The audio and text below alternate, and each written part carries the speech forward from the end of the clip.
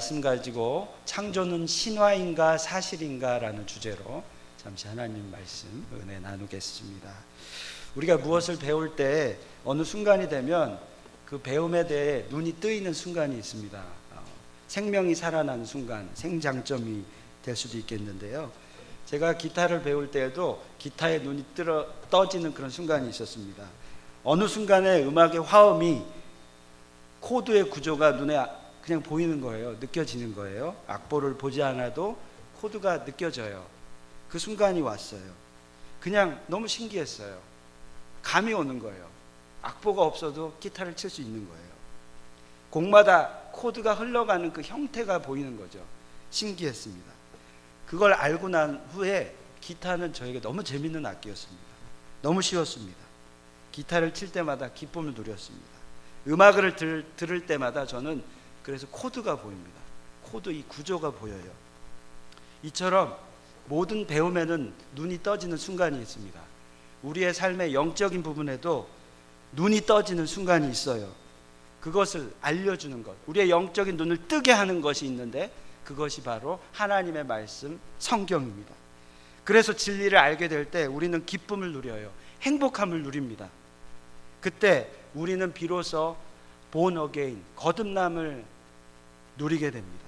거듭남은 그저 감정적으로 내가 감동받았다, 좋은 체험했다, 그래서 거듭나는 것이 아니라, 거듭남은 또한 지식을 얻었기 때문에 그것이 이해가 되기 때문에 오는 것이 아니라, 거듭남은 성령이 도우시는 겁니다. 그래서 진리의 성경이 깨달아지는 거예요. 그게 거듭남입니다. 우리가 지난주부터 말씀이 이끄는 삶 21주부터 창세기를 읽기 시작했습니다. 만약에 아직도 창세기 시작 안 하셨다면 우리 정교들이 함께 새로운 마음으로 창세기 읽었으면 좋겠습니다. 거기서 눈이 떠지는 순간이 있기를 바랍니다. 성경을 그냥 제가 읽으라고 해서 읽으면 안 됩니다. 새로운 마음으로, 사모하는 마음으로 그렇게 읽을 때 성령이 역사하셔서 진리를 깨닫게 하시리라 믿습니다. 제가 우리 사랑하는 성도님들 좀 칭찬해드리고 싶습니다. 이신아 집사님 하면 마리삼, 우리 말씀이 이끄는 삶 제일 열심히 하는 우리 성도님이십니다. 우리 집사님의 기도 제목이 하나님의 음성을 듣는 게 기도 제목이 있습니다. 다른 기도 제목이 아니라 하나님의 음성 듣고 얼마나 귀해요. 전 집사님이 이 마리삼 말씀 연구를 통해서 이 통독을 통해서 분명히 하나님이 말씀하실 거라 믿습니다. 집사님 믿으시죠? 아멘. 하나님의 음성은 그냥 문자에서 그냥 우리 사람의 목소리로 뭐뭐 해라 이렇게 들리는 것만이 하나님의 음성이 아닙니다. 때로는 성경을 통해서, 문자를 통해서 하나님은 우리에게 진리를 깨닫게 해주십니다. 그리고 때로는 주변의 사람을 통해서, 환경을 통해서 하나님은 깨달음을 주셔요. 그래서 그 하나님의 음성을 듣게 되시리라 믿습니다. 우리 교회를 통하여 처음으로 신앙 생활을 시작한 우리 이정은 자매님 있습니다. 지난 주간 창세기를 다 읽어버렸어요. 지난 한 주 중간쯤에 25장까지 읽었다고 했는데 주말 되면서 다 읽었다고 합니다. 정말 잘하셨어요. 근데 이제 신앙을 처음 시작하셔서 여러 가지 의문이 많으시대요. 우리가 성경을 읽으면서, 특히 창세기를 읽으면서 의문이 없다는 것이 이상한 겁니다. 의문이 있습니다. 왜 그럴까요? 우리 모두는 이미 세상에 익숙해 있어요. 세상의 지식에, 그 원리에 익숙해 있습니다. 그래서 어려운 거예요. 의문이 생기는 거예요. 우리는 진화론, 세상이 가르쳐주는 진화론에 익숙해요. 그리고 약육강식에 익숙해요. 힘의 논리에 익숙해요. 그것에 반대되는 성경을 읽으면 이해가 안 될 때가 있습니다. 성경은 우리가 생각하는 것, 우리가 배운 것과 반대의 개념입니다. 우리는 우리의 삶 가운데 창살 없는 감옥에 살고 있는지 모르겠어요. 창살은 없는데 감옥에 갇혀 있는 거예요. 그게 바로 고정관념이고 우리가 알고 있는 지식입니다. 거기서 벗어나야 합니다. 성경은 그것을 벗어나게 해주고 진리의 눈을 뜨게 해줍니다.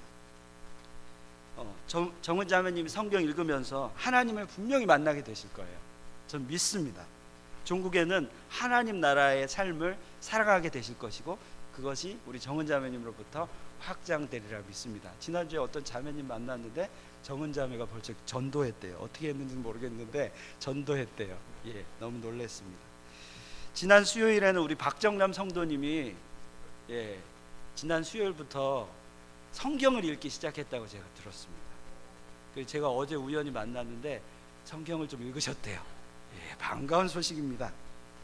오픈 마인드로 읽으십시오. 그리고 겸손한 마인드로 읽으시면 진리가 깨달아지실 것입니다. 우리 박정남 성도님 상당히 똑똑하십니다. 지식이 아주 풍부하셔요. 그래서 가지고 있는 지식이 성경을 이해하는데 큰 도움이 되시리라 믿습니다. 정말 소망하는 마음으로 오픈 마인드로 읽으셨으면 좋겠습니다. 말씀을 통해 하나님이 일하십니다. 진리를 깨닫고 기뻐하실 우리 모든 성도님들 축복합니다. 말씀을 통해 하나님이 역사하시리라 믿습니다. 자, 그렇다면 성경을 통해 진리에 눈을 떠야 되는데요, 약간의 도움이 필요합니다. 약간의 도움이 필요해요. 그것은 성경이 말하고 있는 것이 무엇인지를 우리가 이해하고 파악하는 것입니다.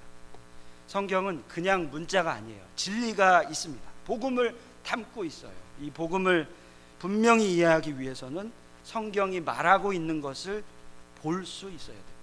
성경이 무엇을 말하고 있는지 보아야 합니다.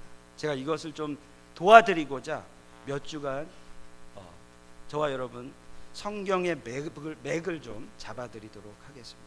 성경을 이해하면, 그래서 진리를 깨닫게 되면 하나님의 말씀이 참 달고 오묘할 거예요. 재미있을 거예요. 자, 코미디언 조혜련 집사라고, 조혜련 씨 아시죠? 오랜 기간 동안 일본의 어떤 우상 종교를 믿었다가 몇 년 전에 이성미 씨 아시죠? 이성미 집사님을 통해서 하나님을 만났습니다. 그래서 그 조혜련 집사님이 그 간증을 요새 이렇게 나눈 그 유튜브가 계속 지금 인기가 있거든요. 완전히 사람이 변했어요. 성경이 이렇게 재밌는 건지 모르겠대요. 그 간증을 듣는데 와, 사람이 이렇게 변할 수도 있나. 성격이 되게 꼼꼼한 성격인데 성경을 통해서 진리를 깨닫게 되니까 이제는 찬양을 통해서 앨범도 내고 하나님의 영광을 위해서 지금 계속 활동하고 있습니다. 그런 삶의 변화가 성경을 통해 일어납니다.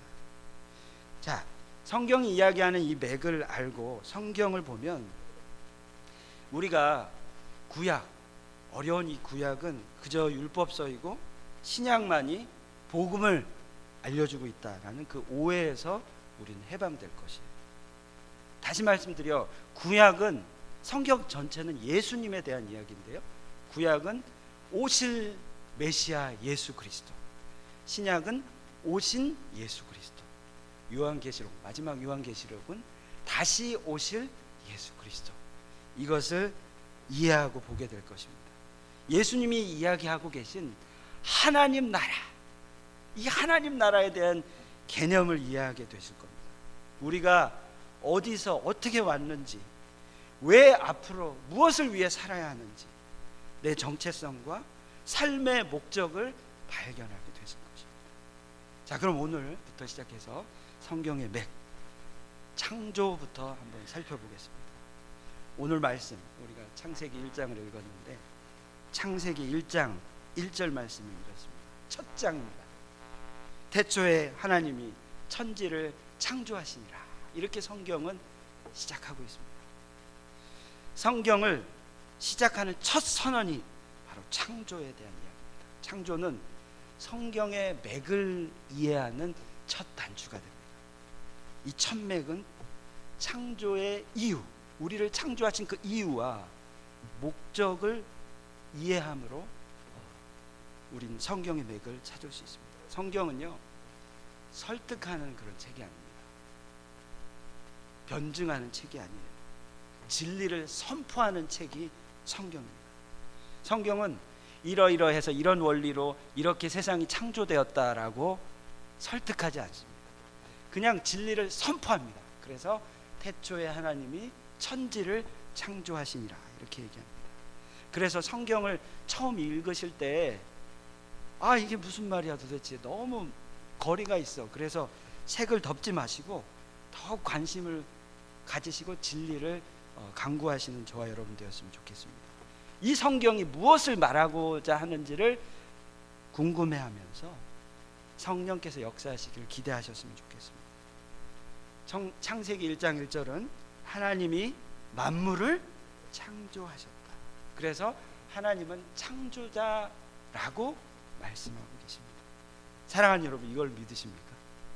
하나님이 세상을, 저와 여러분을 창조하신 것을 믿으십니까? 아멘.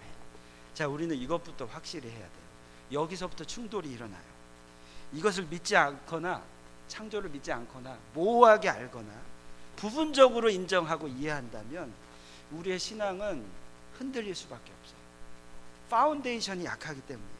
창세기 1장을 보면 하나님이 천지를 창조하신 순서를 이야기하고 있는데, 첫째 날에 빛을 만드셨고 빛과 어둠으로 나누셨고, 둘째 날은 하늘의 궁창을 만드셨습니다. 물과 물로 나눴습니다. 셋째 날은 묻을 드러나게, 그래서 풀과 채소 그리고 나무를 만드셨습니다. 넷째 날에는 광명체, 빛, 행성 만드셨습니다. 그래서 낮과 밤을 주관하게 하셨습니다. 다섯째 날에는 생물과 새를 만드셨고, 마지막 여섯째 날은 짐승, 물고기, 그리고 남자, 여자를 만드셨습니다. 그리고 마지막 1장 31절에 하나님이 보시기에 심히 좋았더라라고 말씀하고 있습니다.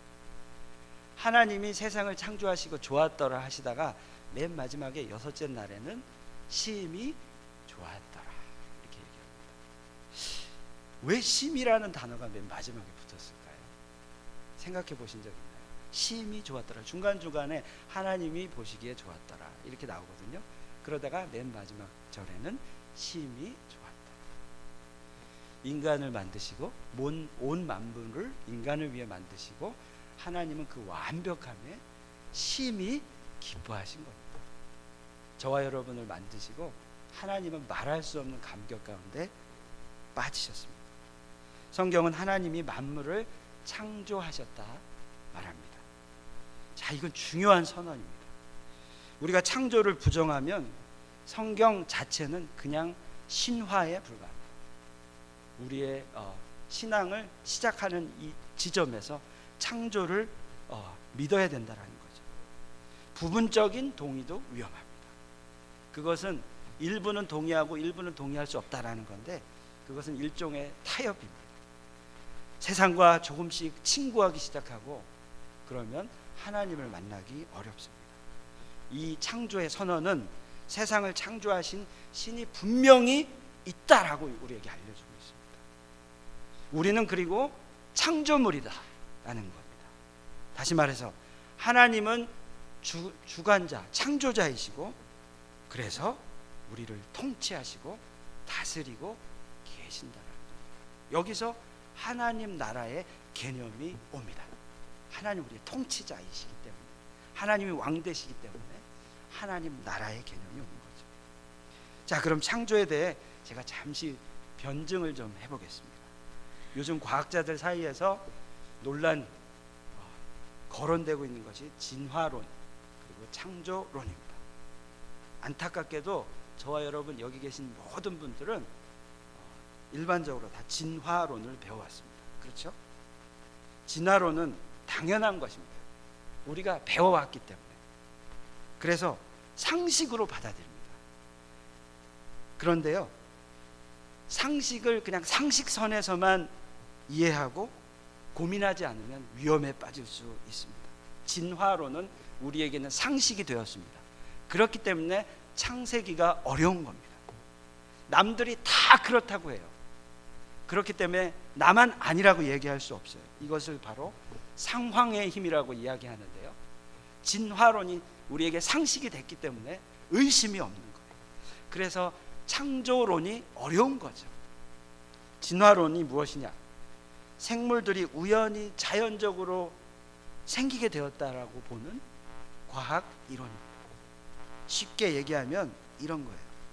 원자들의 무작위적인 반응에 따라 무기물에서 간단한 생물로 되었는데, 오랜 세월을 지나는 동안 형태와 기능이 변하여 아메바 같이 처음에는 간단하고 하등한 생물이었던 것이 점차 복잡하고 정교한 고등생물이 되고 오늘처럼 인간을 비롯하여 다양한 생물들이 있게 되었다라는 이론입니다.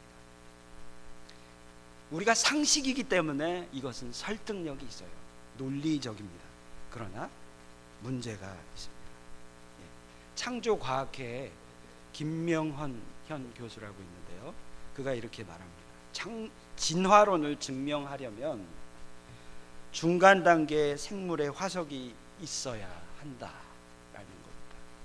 자, 저 스크린을 보시면, 자, 이제 생물이 이렇게 진화론에 의하면 생물 물고기가 시작해서 그 자연에 이제 적응하면서 양서류가 되고 개구리가 되죠. 그리고 또 그 환경에 적응하면서 하등한 것은 없어지고 또 이렇게 높은 DNA는 발전을 해서 변이해서 파충류가 된다고 그래요. 그리고 또 저 파충류 도마뱀이 포유류 쥐가 되기도 하고 또 조류가 되었다라고 이야기합니다. 근데 김명현 교수님이 진화론을 증명하려면, 이것이 진짜가 사실이 되려면 중간 단계 생물이 있어야 된다라는 거예요. 저 왼쪽 코너에 있는 박쥐 한번 보세요. 박쥐는 포유류인가요, 조류인가요? 한번 생각해 보십시오. 파충류에서 진화해서 박쥐가 됐다면 박쥐는 포유류인가요, 조류인가요? 둘 다 아닌 거예요. 그리고 박쥐가 되었다면 포유류, 조류, 그 중간 단계가 있어야 되는데요. 중간 단계가 아무리 찾아봐도 없다는 거예요. 그래서 진화론은 말이 안 된다는 거죠. 중간 단계 생물이 존재했다면 화석률이라는 게 있는데요. 그 화석률은 각 생물의 화석의 그 일치점을 나타내는 그런 률인데요.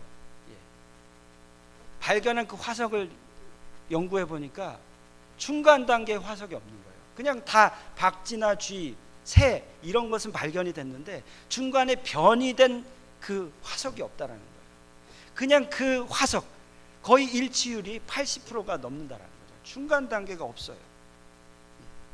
진화론에 의하면 생물이 변이와 유전을 통해서 다 이렇게 변하고, 그래서 포유류가 되고 쥐가 되고 새가 되어야 하는데, 그리고 박쥐가 되어야 하는데 그런 게 없다라는 거죠. 자, 이런 것을 점점 발견하면서 과학자들이 20세기 후반에 이르러서 과학자들 중에 진화론을 주장하는 학자는 거의 없다고 해요. 그들은 학자의 양심에 따라 인류의 진화를 이제는 주장하지 않고요, 생명을 창조하신 누군가가 계시다, 다시 말씀드려 지적 설계자가 있다라고 이야기하고 있습니다. 거의 대부분의 과학자가 그렇게 얘기하고 있어요. 점점 발견이 되면서 진화론은 허구라는 것을 증명하고 있습니다. 그런데요, 저와 여러분들 지금 학교에서도 여전히 진화론을 가르치고 배우고 있어요. 그래서 이 창조가 어려운 겁니다. 왜 그럼에도 불구하고 인류는 진화론을 가르치고 있을까요? 1859년에 종의 기원이라는 책을 쓴 찰스 다윈은 진화론의 아버지죠. 창시자입니다. 근데 그가 혼자 사실 진화론을 계속 이렇게 연구한 것이 아니라 그 이후에 다음 세대들이 계속 연구해서 지금의 진화론이 왔습니다. 많은 과학자가 그 진화론을 뒷받침하고 왔습니다. 그 중에 지금 현존하는 인물이 여러분 들어보셨을 거예요. 리차드 도킨스라는 과학자입니다. 들어보셨나요? 리차드 도킨스 과학자. 그는요, 철저한 무신론자이고 그 다음에 인본주의자입니다. 지금 우리 아이들이 대학을 가면요, 아이비 리그나 좀 유명한 대학을 가면 기본 항목으로 이 과학 수업을 듣는데요, 그 수업에 아주 인기 있는 강사가 이 리차드 도킨스입니다. 그래서 저 보스턴 대학이나 하버드 대학에 가면 학생들이 거기서 첫 수업으로 1학년 때 인기 있게 듣는 수업이 이 리차드 도킨스의 수업이라고 합니다.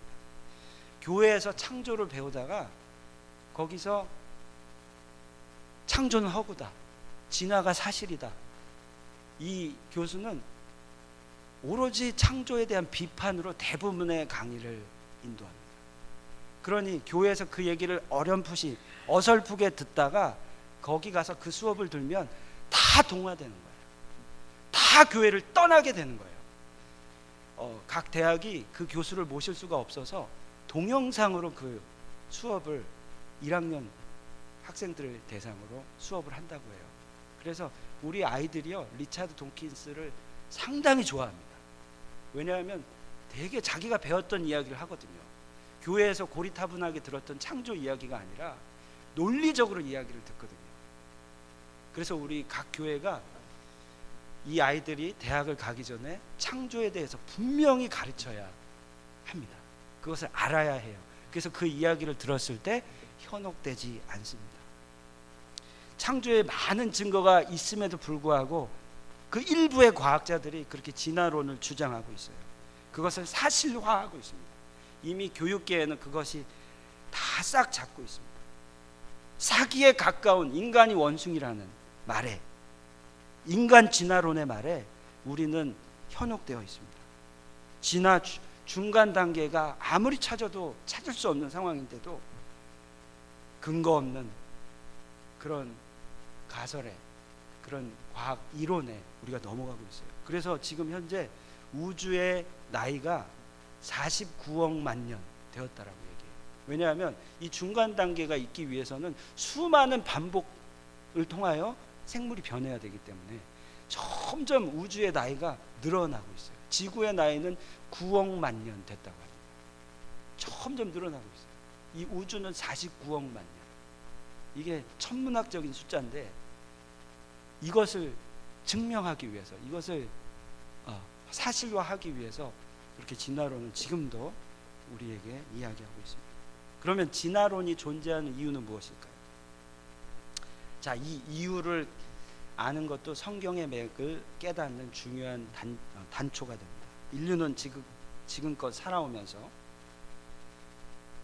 하나님을 떠나 인류 자신이 왕이 되고자 하는 그런 삶을 살았습니다.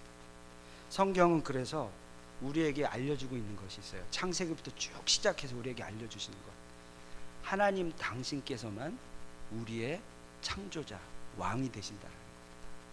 그래서 하나님 나라를 예수님은 강조하셨습니다. 이것에 영적 눈을 뜨게 될 때, 그 맥을 알게 될 때 우리는 성경을 분명히 이해할 수 있습니다. 창세기의 선악과가 이해가 되고 하나님의 심판이 이해가 됩니다.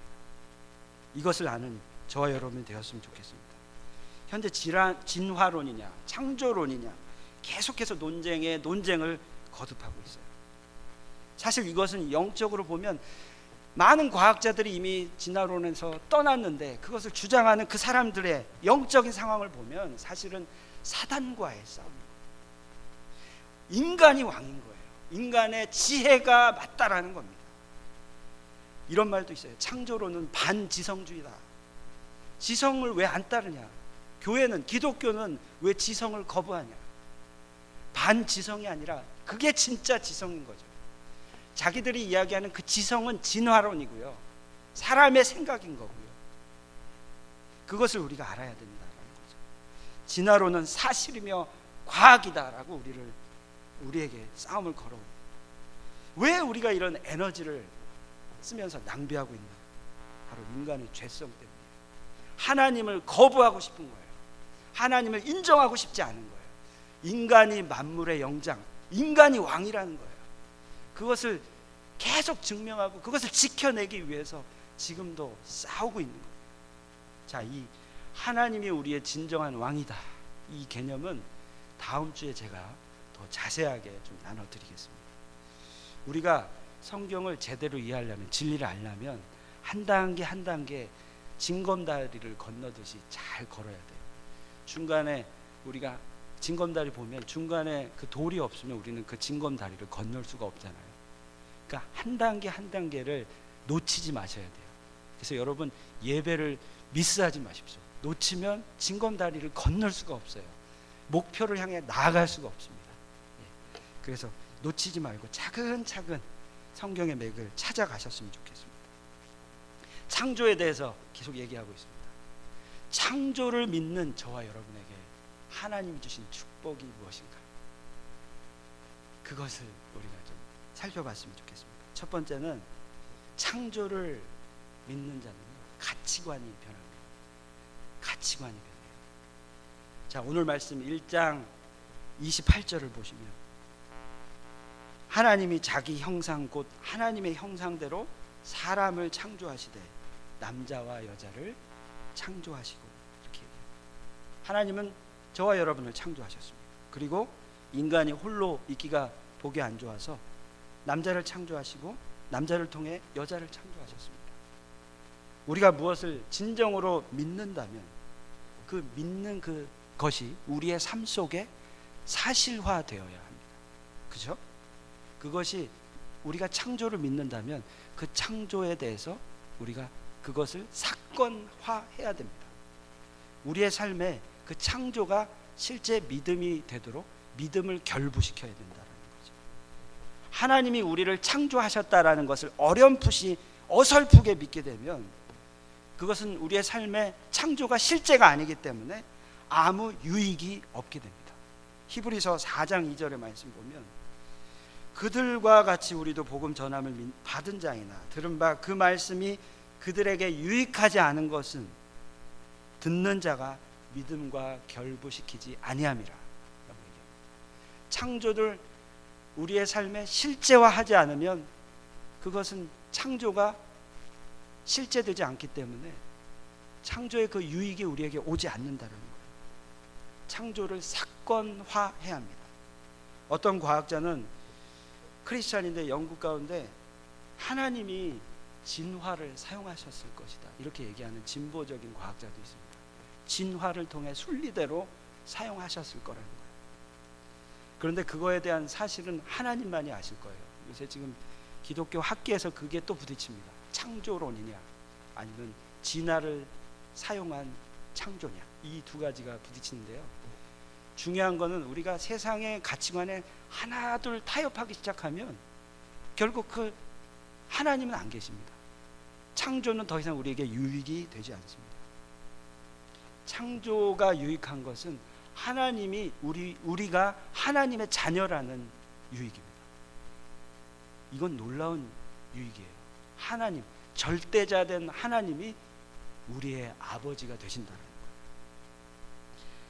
아무리 세상에 뛰어난 것들이 있고 세상에 놀라운 가치가 있고 권위가 있다 할지라도 하나님의 그 절대적인 것에 비하면 그것들은 다 상대적인 것들이잖아요.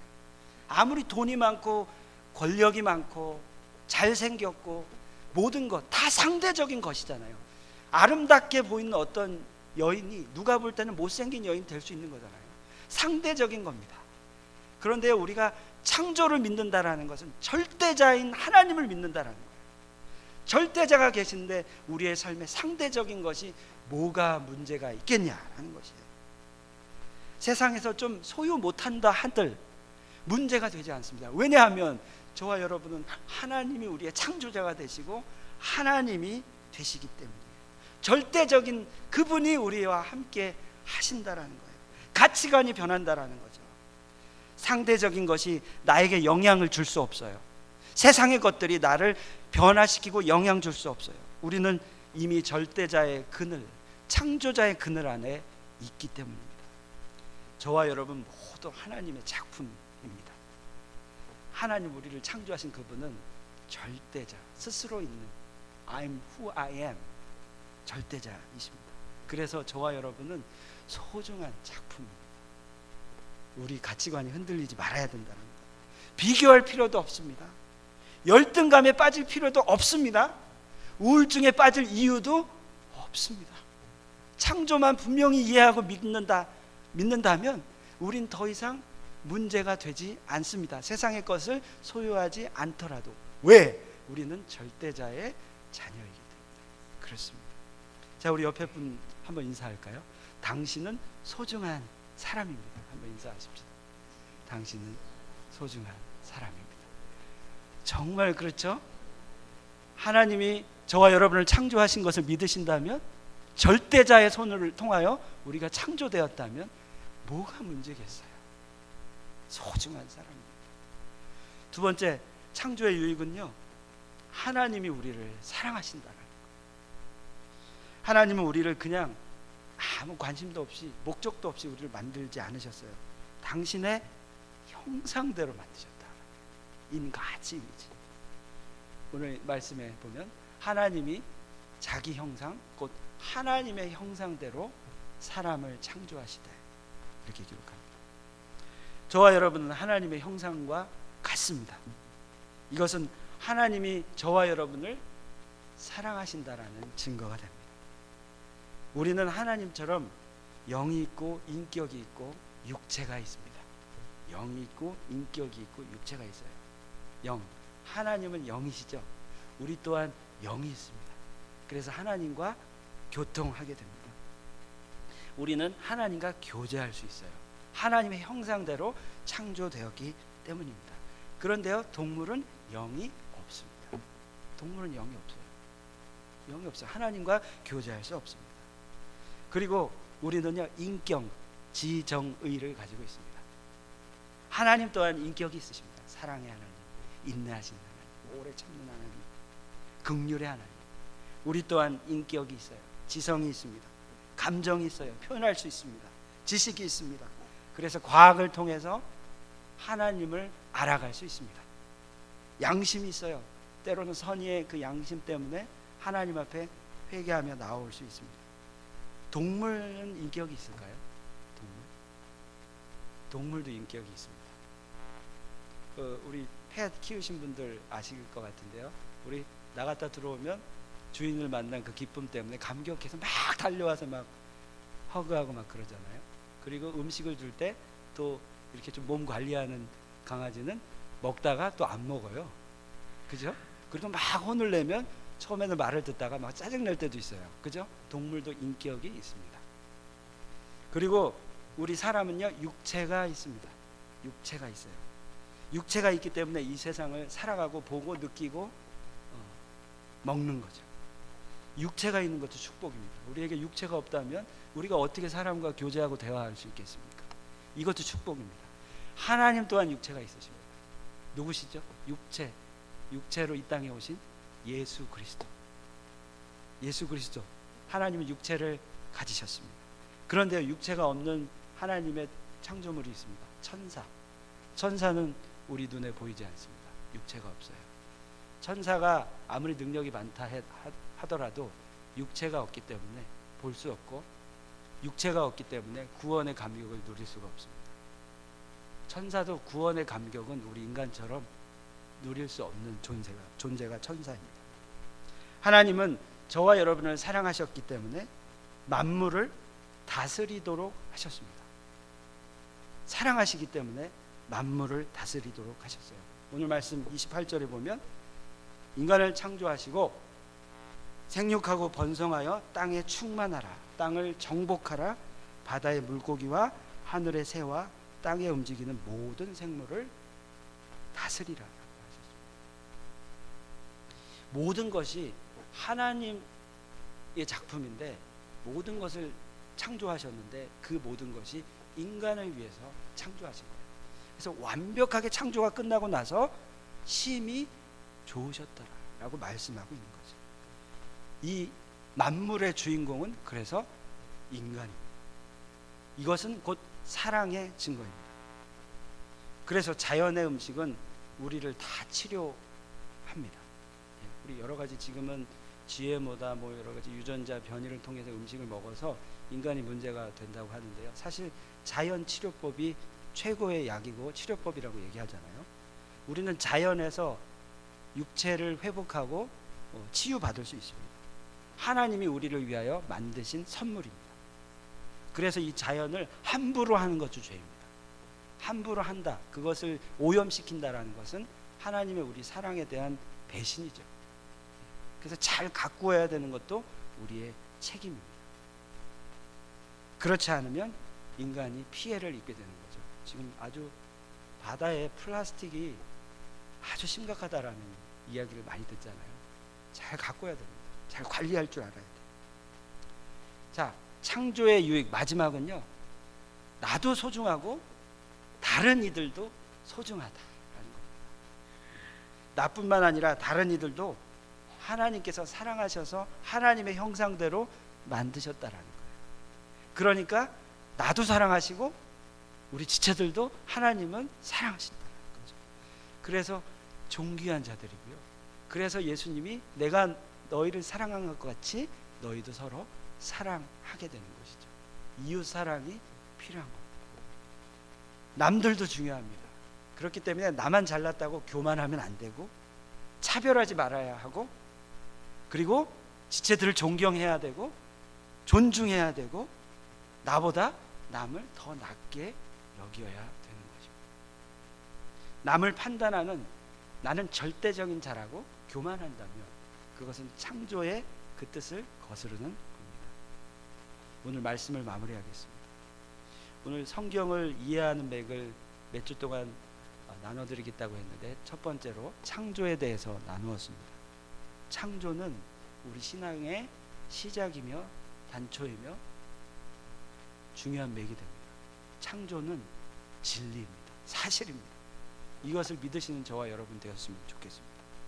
세상이 창조를 거부하고 있어 진화론과 같은 그런 공격을 하고 있습니다. 그것은 왜 그러냐? 세상이 하나님 외에 자기가 왕이 되고자 하기 때문이라고 말씀드렸습니다. 창조는 우리 절대자인 하나님 창조자의 그늘 아래 있는 것이기 때문에 우리에게 놀라운 유익이 있다고 말씀드렸습니다. 첫 번째는 우리의 가치관이 변화되는 것. 세상의 상대적인 것에 영향받지 않는다라는 것. 두 번째, 저와 여러분은 하나님의 사랑에 사랑받을 존재라는 것. 마지막은 나뿐만 아니라 지체들 또한 하나님이 사랑하시기에 우리가 이웃 사랑을 해야 된다라는 것 우리 보았습니다. 계속해서 성경의 맥을 통하여서 하나님을 만나고 알아가서 기쁨을 누리시는 저와 여러분 되었으면 좋겠습니다.